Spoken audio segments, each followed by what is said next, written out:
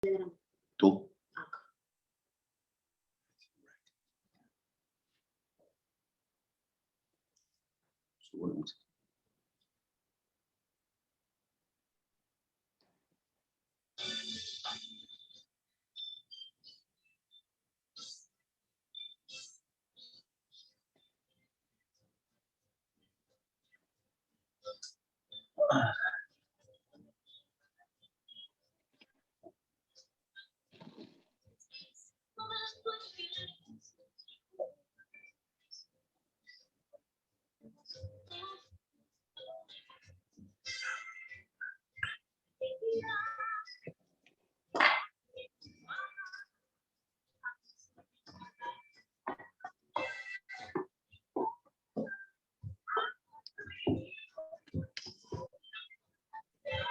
You let me know when, okay?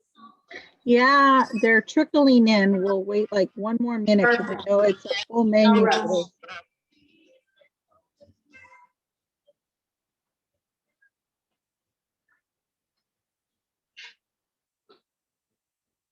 Okay, you have a bunch of people cooking with you. They want to know what temperature do you want the oven at? Oven should be at 350 Fahrenheit degrees.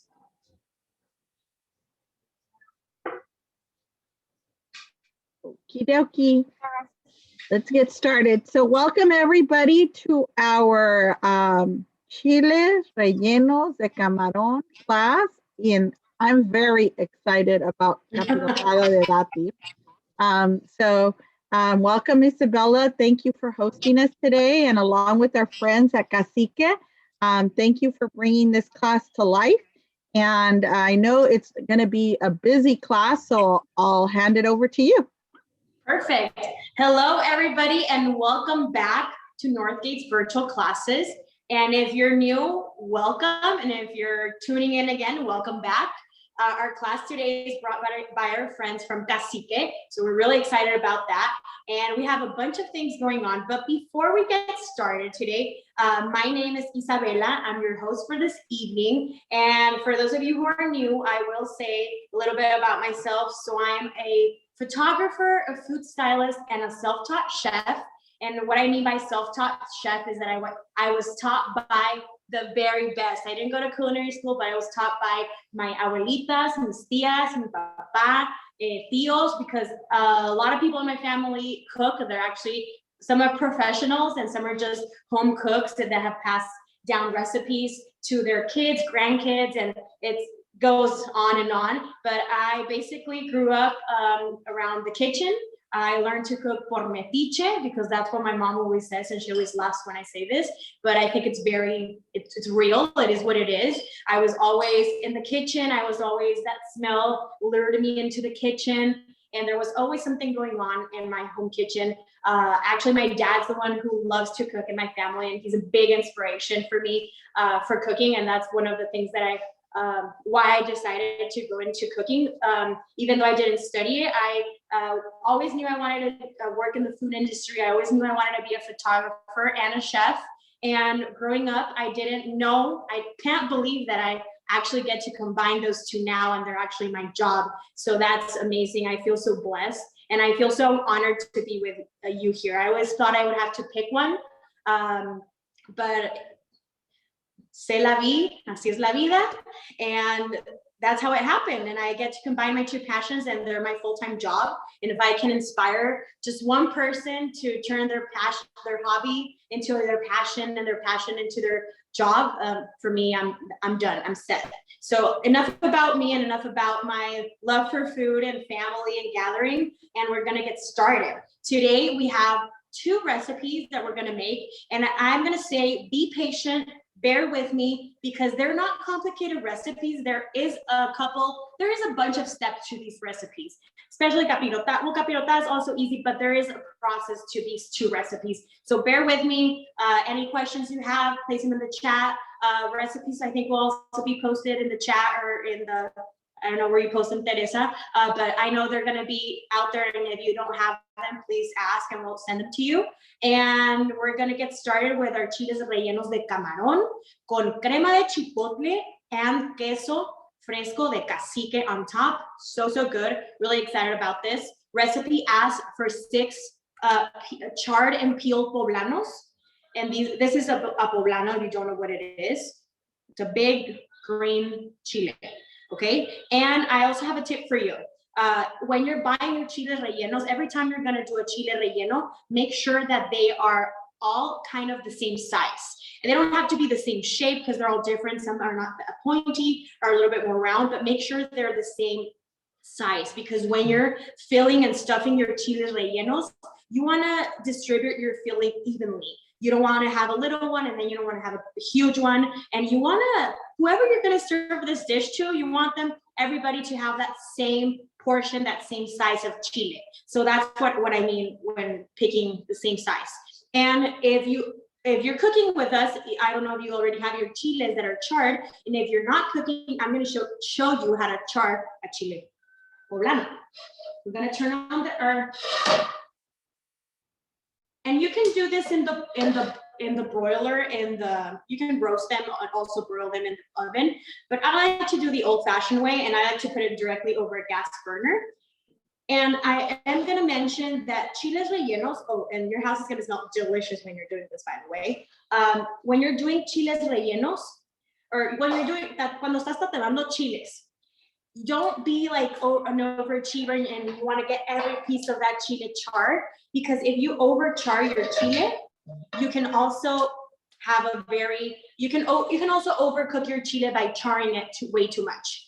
You just want to char the skin. You don't want it to start to turn como cenizas. You don't want it to be starting to turn into ashes. You just want it to start to burn and have these burn marks on it. Because if you overchar, you're gonna have a very soft chile that is not going to stand on its own after you peel it, and some of the chile will come off with la piel, with your skin that you're peeling. So you don't want to do over soft chiles, because you're going to stuff them and you want them to be sturdy and stand on their own as well. So this is basically what we're doing right now. We're trying this chile. Any questions? Anybody? Comments? Concerns? They said good tip. Yeah. And then all my ingredients I bought at Northgate, and I also have a great tip for chiles, for pelar chiles. You don't need to waste your expensive Ziploc bags. You can do directly in your Northgate bag, because you need to place them in a bag and you need to steam them, so it's easier and more pliable for the skin to come off. So you can use a plastic bag, and I like to use my Northgate bag. And it already smells like chile, and it smells so good. So I'm gonna show you. These are the marks that you want on your chile relleno. I keep saying chile relleno because we're gonna stuff them later, but are in your chile, tatemado. So I'm gonna continue to char on this side, but you don't wanna do more than that black mark that's on there, because then it's gonna turn into ashes, and that's not good. Any questions? I do it over medium-high heat, because medium-high heat is a nice way to control your heat. Any questions? Comments? Is there people cooking today with us along? Yes, you have a couple cooking, so. Ooh, that's really exciting. I know at least a capirotada, I know there's a couple cooking. Yeah, I know. When you mentioned the question about the oven, the temperature, I knew a bunch of people were waiting for like capirotada. But dessert at the end, we're ending with something sweet and starting with something savory. So I just wanted to show you. I'm not going to do the whole chile. I'm not going to spend so much time on that. If you do have any questions about how to char chiles, please let me know now so we can move on. Any questions? No bonus drink recipe. They want their bonus drink recipe. We have a book on that. There is no drinks today, but I think there's drinks in a couple of classes, but no drinks today. I'm sorry. We're ending with something sweet, no con piquete, pero my kind of people, you guys, whoever's asking. Okay, so yeah, I'm gonna show you. So this is, it's gonna continue to look like this, but don't worry if you don't have the whole chile like super charred because remember, you don't want it, you just want the skin to come off. You don't want it to be super soft and come apart. If you're doing rajas, it's okay. If you want to char it a little more than what I'm doing, but because the rajas are going to be stripped and they're going to be cut into strips, so you don't. But when you're going to stuff it, you need it to be sturdy and you need it to be nice and standing on its own. So that's and what do I do? I would keep charring my chile, but what I'm going to do is I'm going to show you what I would do. Are you there? Are you guys there? Mm-hmm. Okay.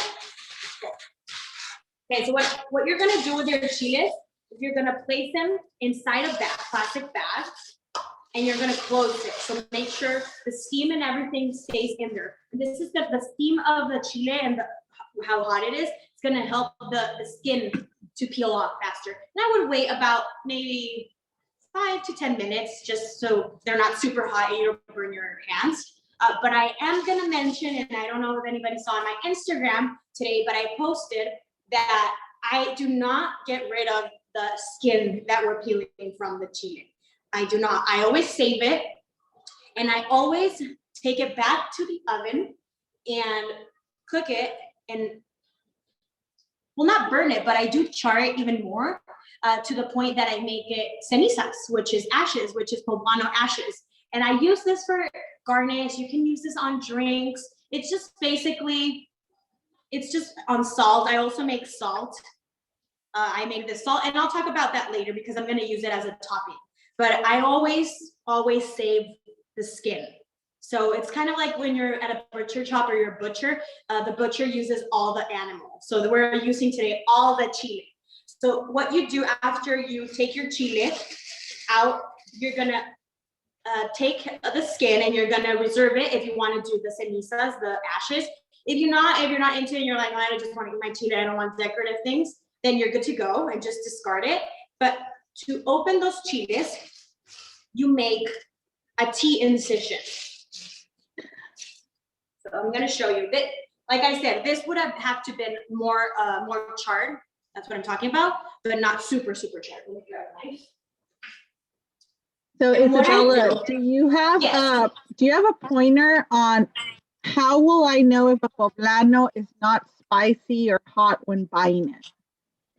I honestly, you can't really tell because the only way you can tell is by tasting it or when you're cutting into it, and you can also smell it. I always like to smell things, and I always say that I always smell things to see if they're too spicy or not. You can tell with serranos if they're spicy just because of smelling it, and you're like gonna be, whoa, what's that? And you know it's spicy. So poblanos, they're really a mild chile. They're not always spicy, but there's always that one chile, like that family member. There's always that one family member, that primo, that tia, that is gonna bug and it's gonna be spicy and have a kick. So what I like, there's not really a tip to know.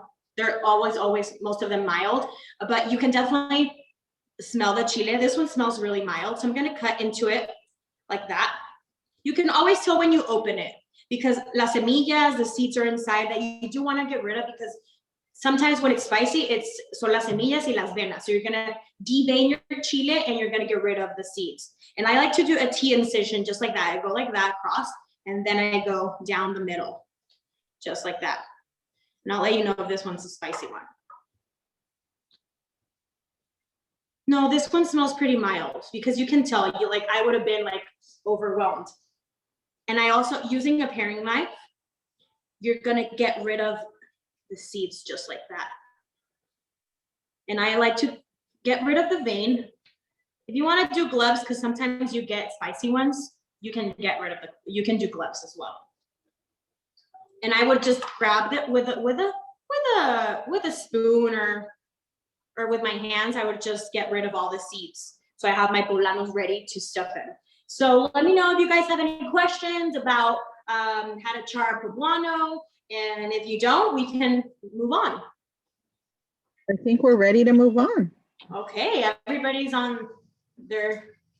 waiting for that capirotada. Now I feel sorry for my chilitos rellenos de Camaron. I'm waiting for your chiles because I'm making them tomorrow. Yeah. I'm a sweet kind of person too. Don't worry. Don't worry, guys. I feel you. But these chiles are so good. Okay, so we're gonna start. And I want to mention, that's why I mentioned there's a couple of steps. So this is one white onion, and it's finely chopped, or it's just chopped, finely chopped. And then I have 5 Roma tomatoes that I chopped as well. And I like to eyeball what I'm gonna do next, but I'm gonna use half of the onion in our sauce that I'm gonna saute here that I'm gonna show you. And then I'm gonna do the half of the tomatoes, and I'm also gonna saute them, and we're gonna blend them for our sauce. And then the other half, we're gonna cook them with our shrimp. So bear with me, and this is what we're gonna do.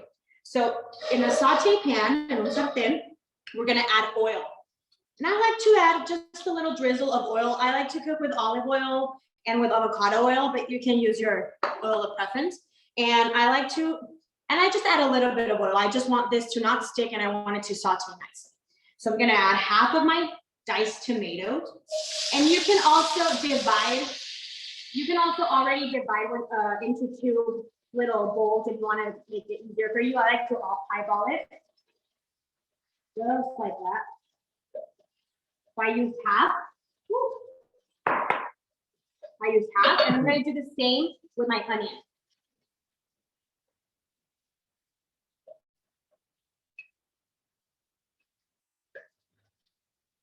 That smells really good already. Get rid of this fine tomato. So we're gonna saute our onion and our tomato on medium-high heat for about 7 to 8 minutes until it's fragrant. And you can see that the onion is translucent and the tomato is tender enough to blend. And what I'm gonna do is I'm gonna add some salt, just a pinch of salt. And I like to add salt to my veggies when I'm sauteing them because it helps bring out the flavor, and it helps absorb all that water that tomato has and the onion have. So I'm gonna continue to saute.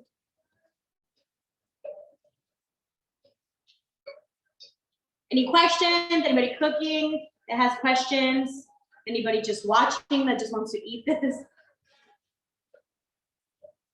Me. No? Everybody's on their best behavior today. Not best behavior, but everybody. And I'm gonna add some pepper as well.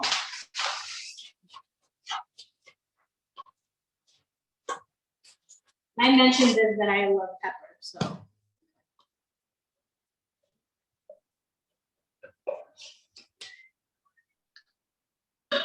If I move it over here, can you see it or not really?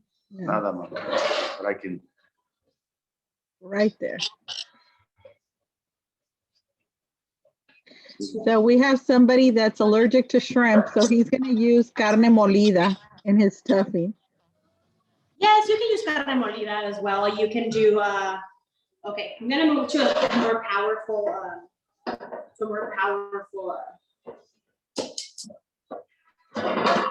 yeah. Can you see me there? Yeah. Okay. Yeah, that's good.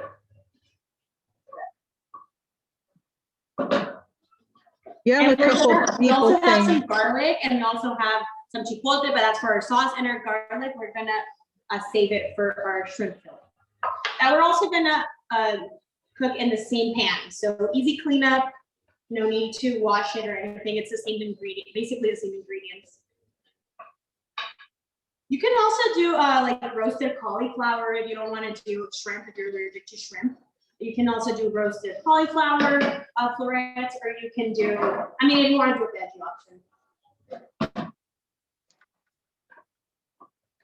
So actually you do have a couple people cooking your chiles rellenos.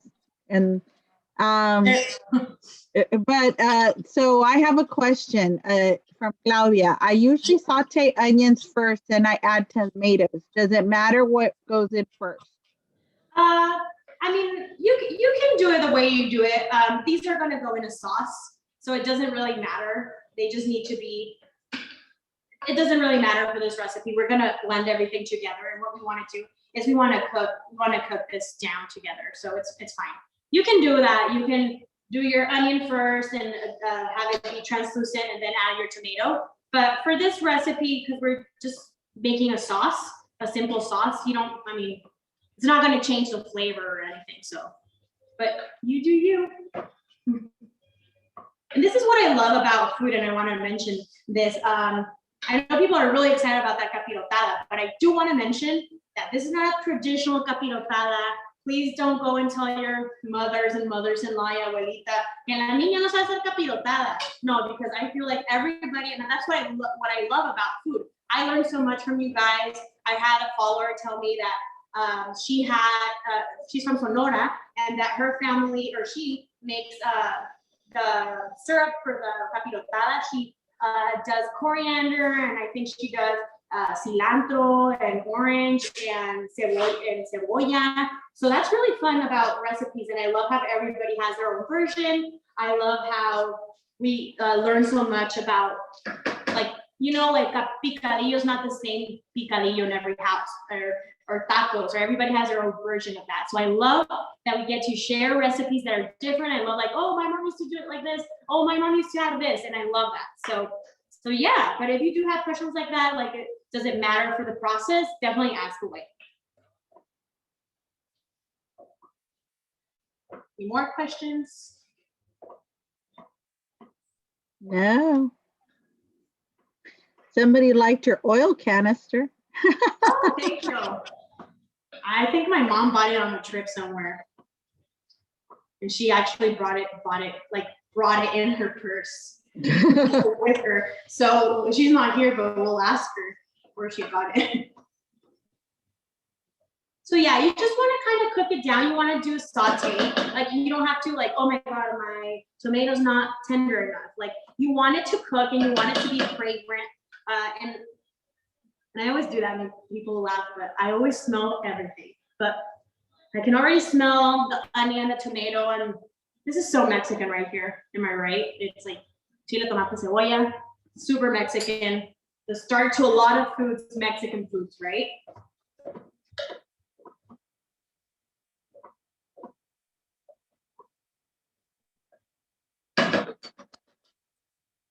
I think we're good. And what we're gonna do is I'm gonna add this to my blender.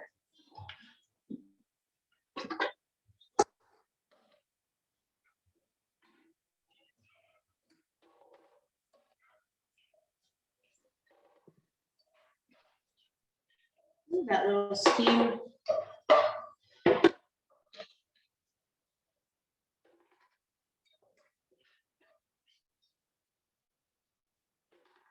Questions, you guys? So far, so good. Everybody's listening, taking notes, because I know a lot of people are making it tomorrow. So. Para Cuaresma. That's exciting.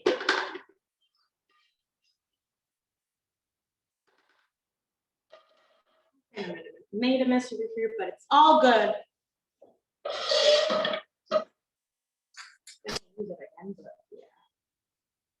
Okay, so I have my sauteed veggies in here, and what I'm gonna do is I'm gonna add 1 cup of crema agria de Cacique, which is my favorite, and I always say that. And I love it because the flavor is amazing, and it's super like soft. It's a little softer, a little more liquid than regular sour cream. Or salsa. And I'm also going to add 1 bar of cream cheese, 1/8 ounce bar. We're also going to add a pinch of oregano. Cream cheese for you. There we go. Cream cheese, and then we're going to add 1/4 cup of chipotle en adobo. And as you can see, I didn't chop it or anything. I basically just grabbed a 1/4 cup measuring cup, and then I just basically scooped it out, and I got whole peppers and adobo. So that's what you want. And I always like to say that you can adjust spiciness to things. If you want to do more spicy, you can definitely go ahead and add more. I would wait till the end to season and to taste to see if you want to add more. We're going to do a pinch of oregano, like that. And that's it. We're gonna blend, and at the end, we're going to season with salt and pepper.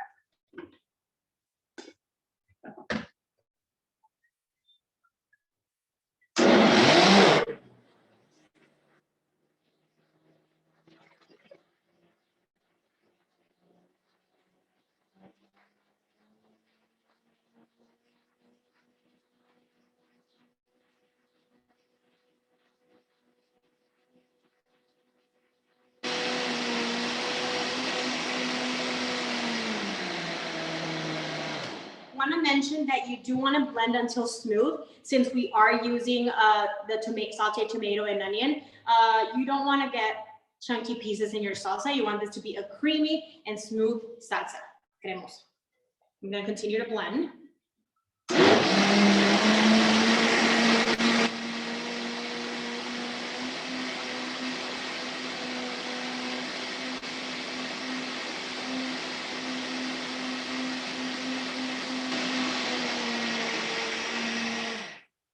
See our salsita. Ooh, that smells really good. I'm gonna show you guys the consistency. So it's creamy, but it's not super thick, but it's creamy. It will thicken up when it gets a little bit colder. It's not. When it gets more room temperature, it will thicken up, but that's good, don't worry. So what I'm gonna do is I'm gonna season to taste. I'm gonna do pepper. There's a lot of salsa, so make sure you season well. Salt.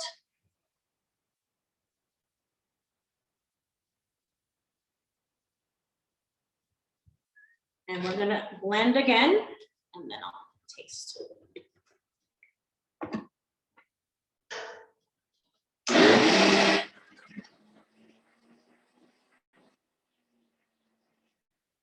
That's good.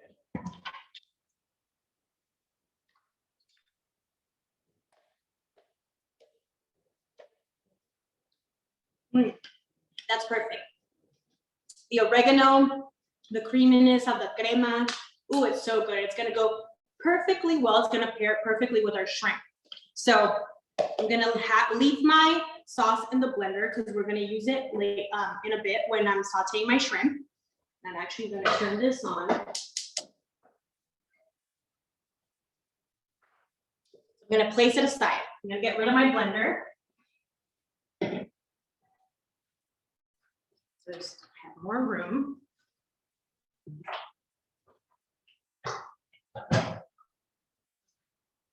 Any questions, you guys, about shrimp, about a poblano sauce, anything, let me know. I'm here to help out. Good to go. Okay. And I have in the same pan, I'm gonna add 4 tablespoons of butter. And this is for our shrimp. And recipe asks, let me go get the shrimp first so you can see.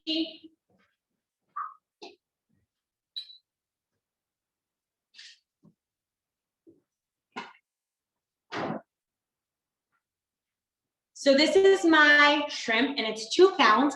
And I buy my shrimp already peeled and deveined and clean at Northgate. And this is the butterfly cut. And I decided to go without a tail because it's easier to eat, but I do want it to have these chunkier pieces of Camaron. I didn't want to do like a super chopped shrimp filling because I do want you to taste that shrimp. I want you to eat this Chiles Rellenos with a fork and a knife, and I want you to cut away, and I want you to taste the shrimp and have bigger pieces. So I'm not going to chop this up. That's why I decided to go with a butterfly cut, and they already have it. You can ask the person in charge in la carnicería, la pescadería, they know what to do. And I think it says butterfly cut shrimp for aguachile. That's the one, but you can use it for this recipe as well. And I'm going to, this is our, can you see me? A couple questions while Yes. you're doing that. Question number 1, what is the easiest way to peel and devein a poblano?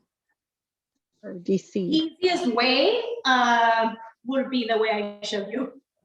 Okay. That would be the easiest way. I don't think there's an easier way. You can definitely, like I mentioned, you can char them in the oven, but you still would have to be like seeing if they're not over charred and if they're not turning into cenizas, into ashes. And I think the easiest way to char one is you have control over a gas burner. You can actually see what's going on and you can turn it a couple of times. So that's what I would do. And to devein it, I do recommend using a paring knife, a smaller knife, so you don't get, you don't want to make a hole in your poblano. So be careful when you're getting rid of the veins to not pull away. So to just kind of cut away, not pull away, because you can leave, puedes hacer una raja a tu chile. You can actually make like a little cut, like a little slit to your chile, and you don't want to do that because you want to fill them up and you don't want the filling to be all over the place. So the way I showed you, I think is the easiest way. I don't think there's a shortcut to it. I think that's why chiles rellenos sometimes scare people, because they're tedious and they have process. So I have my, did I answer your question? Yeah, and then the other one is, what else can we add besides crema and cream cheese? Do you have any substitution? For like a healthier version or It might be lactose intolerant, I guess. oh yeah, you can definitely to this salsa. I wouldn't add anything. I think it's perfect the way it is. But if you want to do a cilantro, I mean, you can add cilantro. You're just gonna have that over the lactose you're talking about. Well, you can definitely use. I think Lactate has I don't know if they have sour cream, but I think they have cottage cheese, and I've used it before. You can blend it, and you can use that instead of sour cream, or you can do a cashew cream, which is you soak cashews for about 24 hours, and then you blend them, and it also works as a cream. So if you're talking about the lactose, you can do that as well.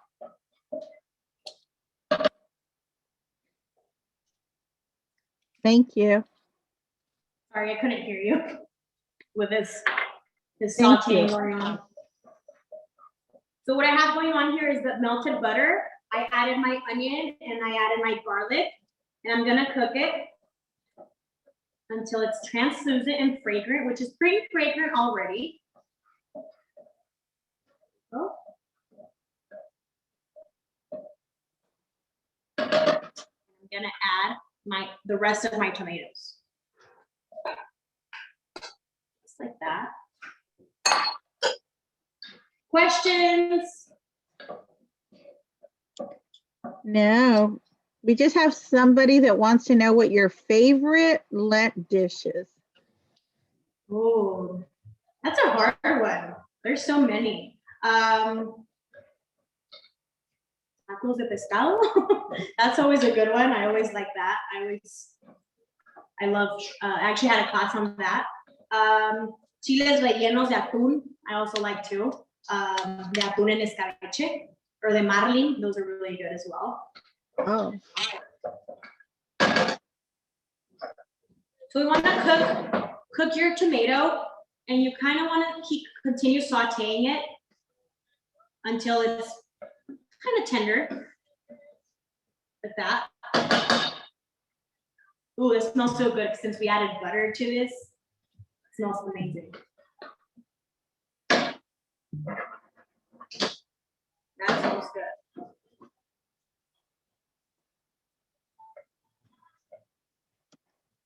Questions, you guys? Is anybody drinking anything fun right now while you're watching this class? no, but I think we're gonna have to start. I think we're gonna have to start with having a drink, because all our panelists here are drinkers. Huh? Michelada, yeah. I mean, endless possibilities with drinks. If you guys want a drink, I think we could add a drink to next class. I think we might have time. We did a michelada, 2 micheladas, we did a margarita. We can do more things for you guys. Possibilities are endless. Mojitos. Ooh, there's these really good mojitos that you add beer to them. Or you can also do beer mimosas, which is mimosas but with beer. And we can kind of for brunch situation, that's good. Okay. So I see my tomatoes are Nice, and they're starting to cook perfectly. They're actually perfectly cooked now. So what I'm gonna do is I'm gonna add my shrimp. Yeah, so question, did you make, Yes, she had to make a coffee. Did Isabella cook the shrimp with tomato and onions? we can't hear you. Oh, sorry. Did you make the shrimp with tomato and onions only? Tomato, onions, and garlic. Yes, over here I have 4 tablespoons of butter. I have my onion, and then I add my garlic, and I saute them first, and then I added my tomato. Is that the question? Yes, thank you. Perfect. And now I'm gonna add the same pan. We're using the same pan since ingredients are basically the same and easier to clean up, you guys. And we're gonna add our shrimp to our pan.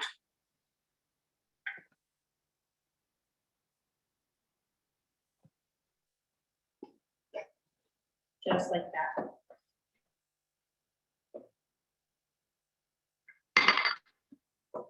I'm gonna start by adding salt and pepper, just a little bit, just a pinch of both, because we're gonna taste it.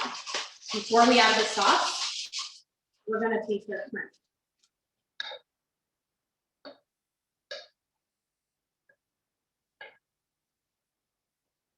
Ooh, this already smells good. It's not even done cooking, guys.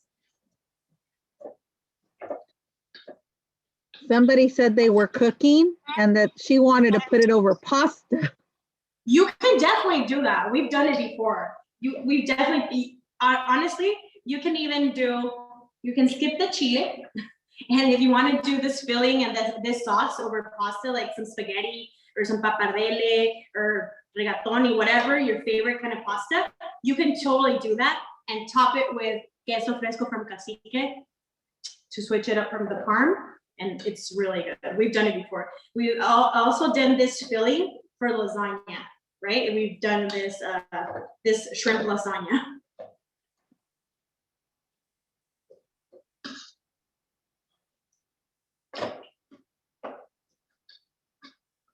I'm just gonna turn off the heat a little bit so we can cooking this.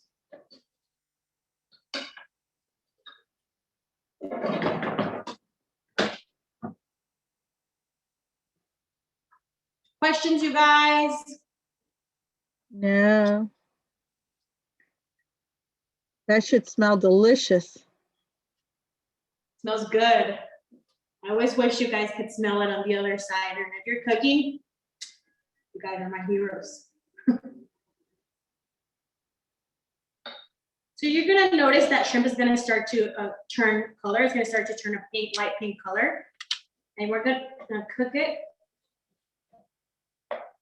These guys are a little bit crowded.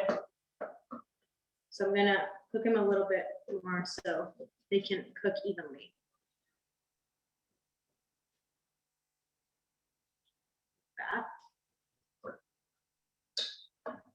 It smells really good. And we're gonna continue to cook our shrimp. And what we're gonna end with is we're gonna add our salsa cremosa de chipotle.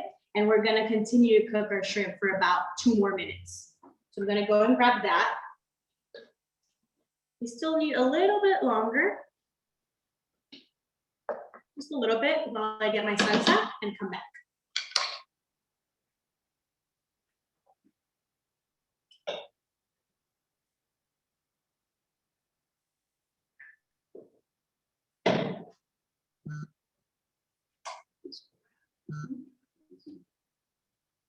Okay, so I do want to mention that for salsa, don't add all your salsa to the shrimp situation, to the filling, because you want to have a little bit of salsa left over that I have here from a previous chile that I'm going to show you that I made. I have more salsa left over because I always like to bake them in a little salsita de chipotle de crema.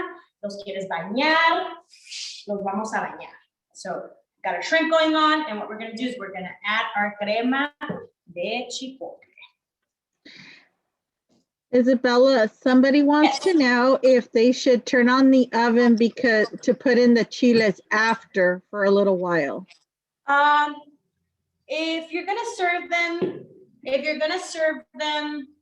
after like in an hour of cooking, then yeah, I would recommend turning on your oven. But you do want to serve your chiles kind of, if you're going to cook them, you kind of want to serve them after. So everything's hot and nice and you don't have to reheat them. But you can definitely reheat them in the oven. That's how I do it.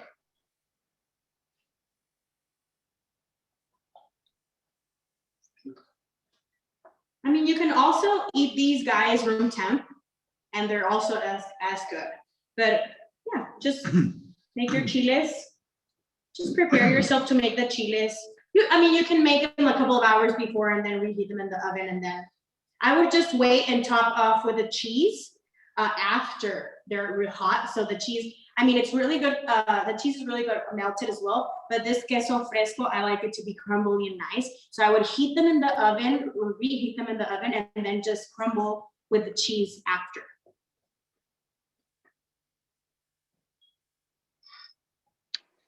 Somebody said, what about dressing them with salsa macha? Ooh, definitely.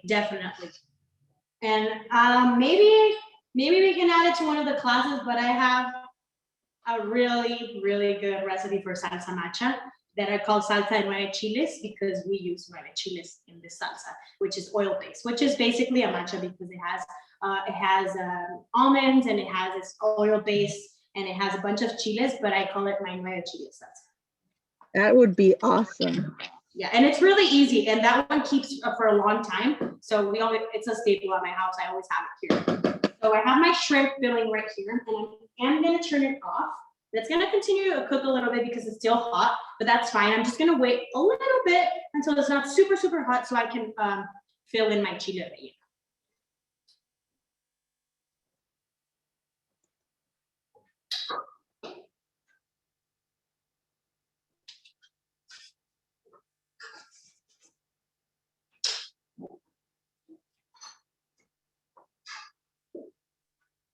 So here I have a beautiful poblano that I had already charred and that I already got rid of the veins and the seeds.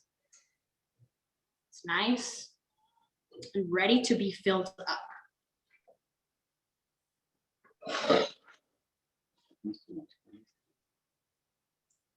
So when you're done with your shrimp situation, mixture, filling, delicious, creamy stuff right here, you're going to fill your chiles. I would wait just a little bit so it's not super hot, so you can fill your chiles and everything's good. Just gonna bring this over here. Can you guys see me? Everything's good to go. Okay.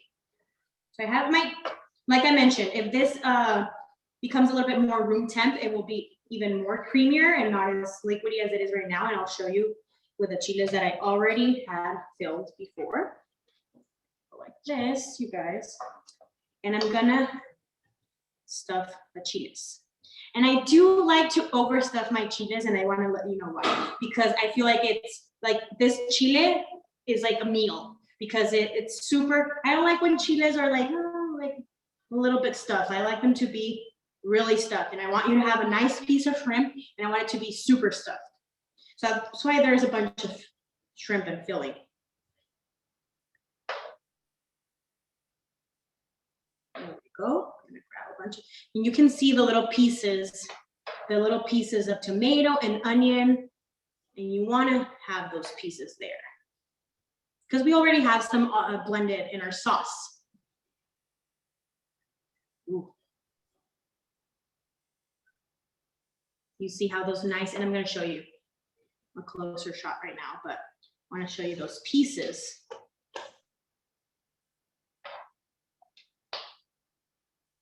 I'm going to grab a plate so I can plate it.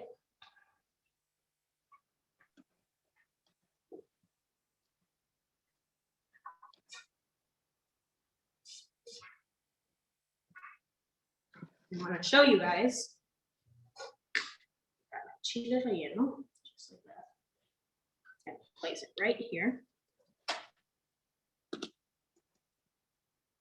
Oh no, I want chili salt.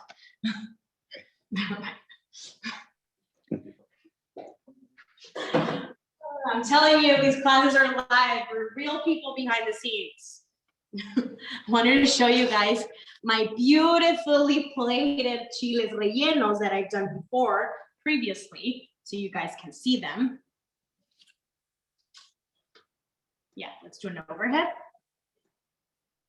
Look at that. And when I mean rellenos, I mean rellenos. I want to see that shrimp, you guys. Isabella, would you use any other kind of seafood or only shrimp for these? No, I think I would go with shrimp. Shrimp is a good one. Yeah, if you're not gonna do a veggie option, I would just say go with a shrimp. And then I'm gonna add that extra salsa that I have right here. And I'm just gonna go like that. Just a little bit of, because you're gonna have salsa that's left over. And also if you're reheating them, this is gonna work perfectly when you're done taking those out of the oven. And then for the fun part, we're gonna top them off with crumbled queso fresco from Cacique, which is so good. And we're gonna do a lot because it goes perfectly well with our chipotle, with our shrimp, and it's so pretty when it's plated like that. You can serve these individually or you can serve them family style, and you can have everybody serve themselves, whatever you guys want, just like that. Do a little more. Somebody asked, what about scallops? You can also do scallops, but that would definitely change the cooking time of the protein. But yeah, you can do scallops. And I'm gonna add my cenizas de Poblano, my Poblano ashes as decor. I'll show you right now. Just a little touch. We like to be extra at this house, so we want to use that whole chile. So we're not using a weird ingredient or anything, and you can tell like it's cenizas, it's charred. These guys to clean up really quickly, and let me show you my chiles rellenos de Camaron. Let's do an overhead of these guys. They look delicious. Yo, those are. Questions are, if we want to decide to serve with chiles, what would it be? Oh, and I was gonna get to that. Somebody, me ganaron, muchachos, me ganaron. But I like to serve my chiles with a nice side of rice. You can do white rice, you can do Mexican rice, and the Northgate one is delicious. I love it. The one that has carrots and peas, arroz mexicano, arroz rojo. You can even do a fileo next to your chile, but I would definitely keep it in that carb situation because it goes perfectly well. If you actually serve this chile on top of a bed of rice, te vas a ganar la suegra. And if you prefer to melt your cheese, is that okay? Yeah, that's perfect. You can totally melt your cheese. Go for it. I like how it looks like this, and I've also had it melted and it's delicious. It's just up to you. It's optional. So go for it if you want to melt the cheese. I actually saw a recipe earlier. Have you guys seen the baked feta recipe that's going viral? I actually want to try it with one of these Cacique cheeses and try to make a pasta or something. So stay tuned. Actually, Cacique had a recipe yesterday with the queso fresco. And I want to try something with but they use chorizo. Ooh, that sounds good. I saw it yesterday. That's actually my mouth is watering now. That sounds really good. So is any questions on chiles rellenos de camarón con crema y queso? Questions? I think we're moving on to capirotada. We're moving on. Yes? Questions? Yes. Okay, perfect. We're just gonna clean up a bit.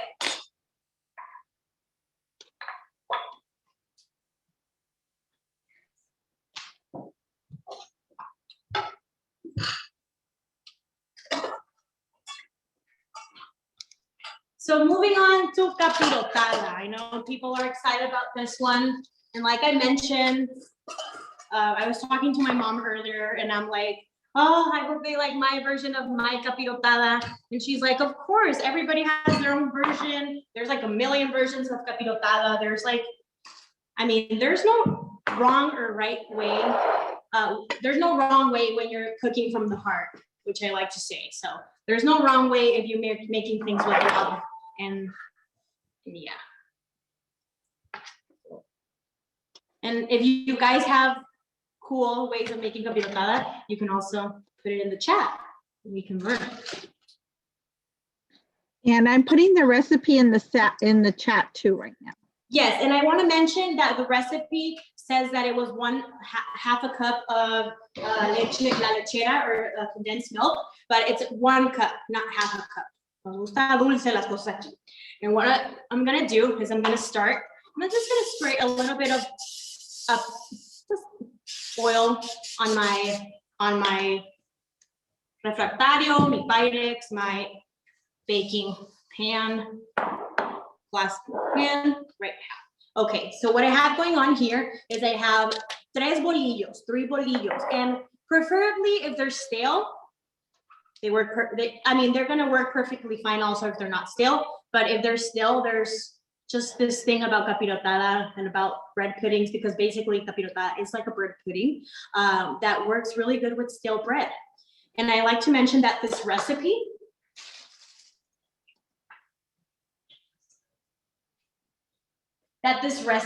is a kitchen sink recipe. And what I mean by that is that basically what that means is that you use everything but the kitchen sink. And it's kind of like the Caesar salad that was created with very little ingredients, or ingredients that are very weird or that you wouldn't think that go well together. It's kind of like capirotada. So what I'm gonna do is I'm gonna add 2 cups of heavy whipping cream and half a cup of whole milk into a bowl. And this would be a capirotada de leche. And I have my bolillos that I'm gonna soak in here. And I'm gonna add that 1 cup of la lechera, or condensed milk.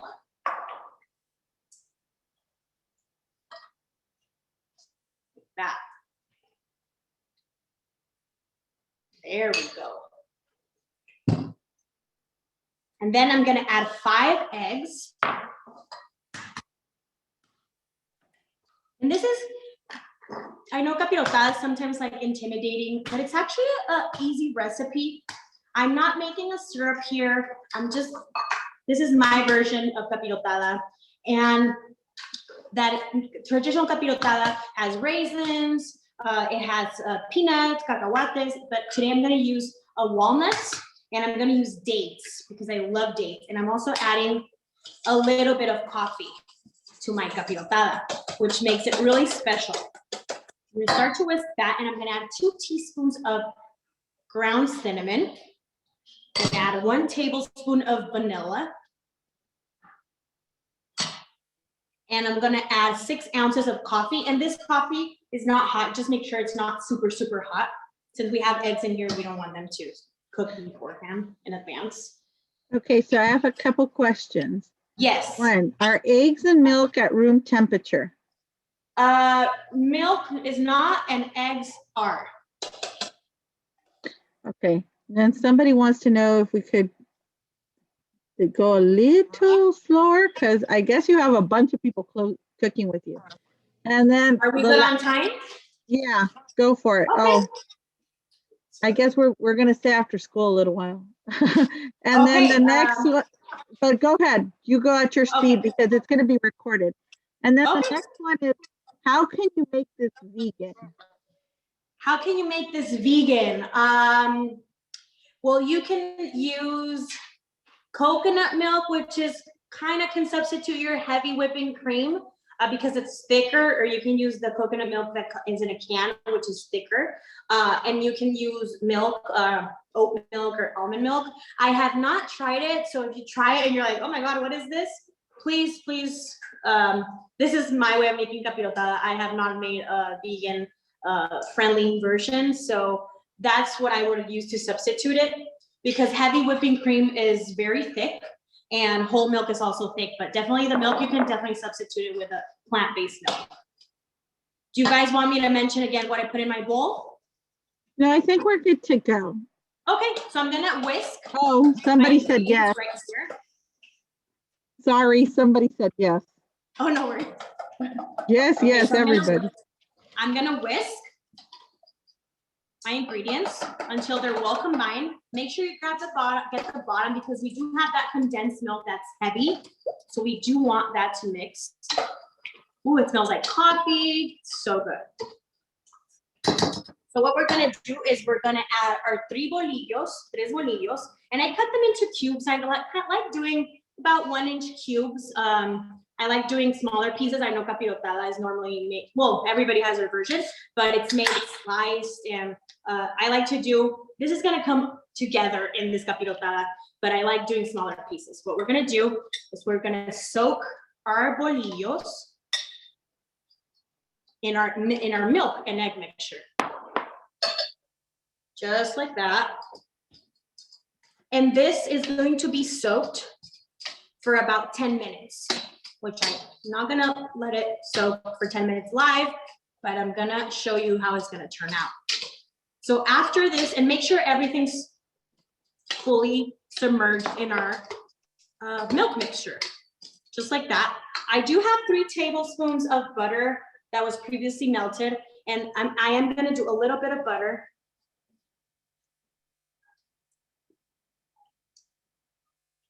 Besides the oil, because you don't want it to stick, and butter is going to add a nice flavor. Buttery and delicious. Okay. And like I mentioned, I'm going to do walnuts and I'm going to do dates. If you guys want to do another nut and you don't want to do walnut, go ahead, it's fine. So I'm going to show you guys. We're going to place it right here. We're going to place it in our baking.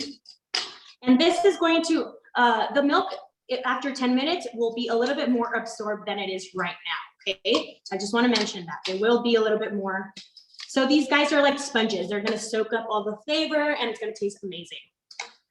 So after this has been soaked for about 10 minutes, we're going to place it in our pan.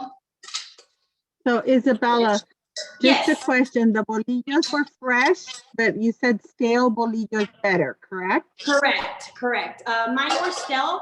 I bought them a couple of days before and I left them out, and they were stale. They were a little bit, they don't have to be super hard or anything. I mean, they'll work. They'll work. It's not like a requisite or anything, but if you can leave them stale, because this is one of those recipes that they threw it all together and it made sense. You know, like people got creative with these recipes with things they already had at their house. So that's why they always ask for stale. And I think stale, yes. And can we dry the bolillo, or could they dry it out in the oven? They can. You can definitely dry it out if you haven't bought it in advance. You can definitely dry it out in the oven. I'm gonna add my dates, and I do like to add my dates on top because if I add them to my milk mixture, they are all gonna go to the bottom because they're on the heavier side. But I'll show you. And what size pan are you using? I believe this is I don't know if it's a 6x9. I think it's a 6x9. And you see how I did? I added it to the top and then I just kind of mixed so you can get evenly distributed. And then I'm gonna add the walnuts. These I do like at the top because they get nice and toasty. And they're gonna broil nicely and bake in the oven. You can do as much. And like I said, if you wanna add pasas, you wanna add raisins, if you wanna add shredded coconut, you wanna add the sprinkles because it reminds you of your childhood, go ahead and do your thing. And then I'm gonna add our brown sugar. And our mixture has already been sweetened with that 1 cup of condensed milk. But I am gonna add a lot of sugar to the top, just like that. And then Isabella, I have a couple questions. Yes. What if you if they could use the cut bolillos that are already browned at Northgate instead of the regular soft bolillos? Yes, you can. You can definitely can. I just make sure. I don't know with my recipe how you can tell if it's tres bolillos if they're already cut up. But yeah, you can definitely cut them by the ones that are already dried and yeah. Questions before I place this in the oven? And for all of you guys that didn't follow completely, this will be sent out the recording, so don't worry. You guys can fast forward and watch what you guys missed. Yes. So I'm going to place it in the oven at 350 degrees and for about 40 to 45 minutes until it's golden brown. And you can kind of do a shake before you take it out and see if all the liquid is absorbed.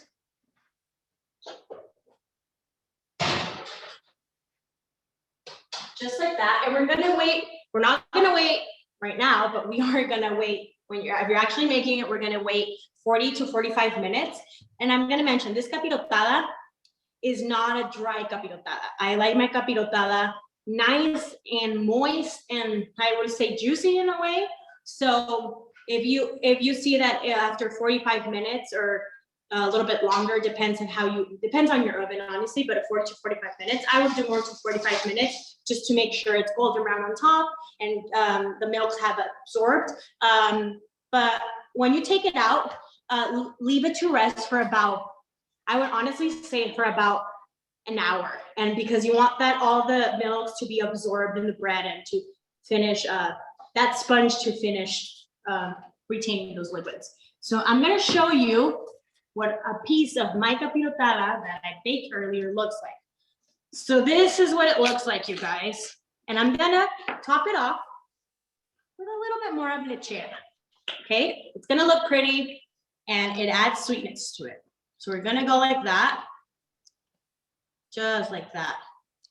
And I love buying this lechera at Northgate. I haven't seen it anywhere else, but I love this lechera because it's so easy and you can have it and it's mess-free, you guys. And then we are going to try our capirotada, but I want to show you guys first. So this is a piece that I cut off out of the baking dish that I placed in the oven. Can you see? Want to do an overhead? So I can see. Wow. Can they use pan dulce? They want to know. Yes, you can. You can use pan dulce.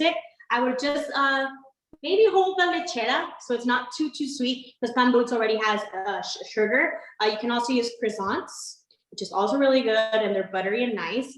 You can use pan dulce. You can do conchas. So let's try it. You can see that it's not a dry capirotada. It's nice and moist. You guys, the coffee, the dates, the walnuts, everything pairs perfectly together. It's nice and sweet. It's my version. It's the recipe I want to share with you guys. And you guys were pretty excited. Thank you for staying along, for just tuning in. And if you guys have any questions, let me know. Thank you, Isabella, for tonight. I did promise them last week that I was going to raffle off an apron. And okay, cool. The winner is Angelica Fong. So Angelica, if you could just put your email on a private message to me in the chat, I will get a hold of you. Felicidades, Angelica. And we will be raffling more out. Now, just so you guys know, we have a lot of more classes next week. Yes. So I know we have you coming back, Isabella. Yes, next Thursday, camarones a la diabla con arroz y fideo verde. Really, really good, spicy, delicious. And then we have some tostadas de sardinas coming next week too. And some, it's the cauliflower rice poke.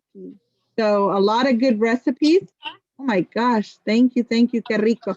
So Angelica, thank you very much for your email and hope to see you guys next week too. And I'll be sure to send you guys the recording. Thank you, everybody. Bye. Provecho.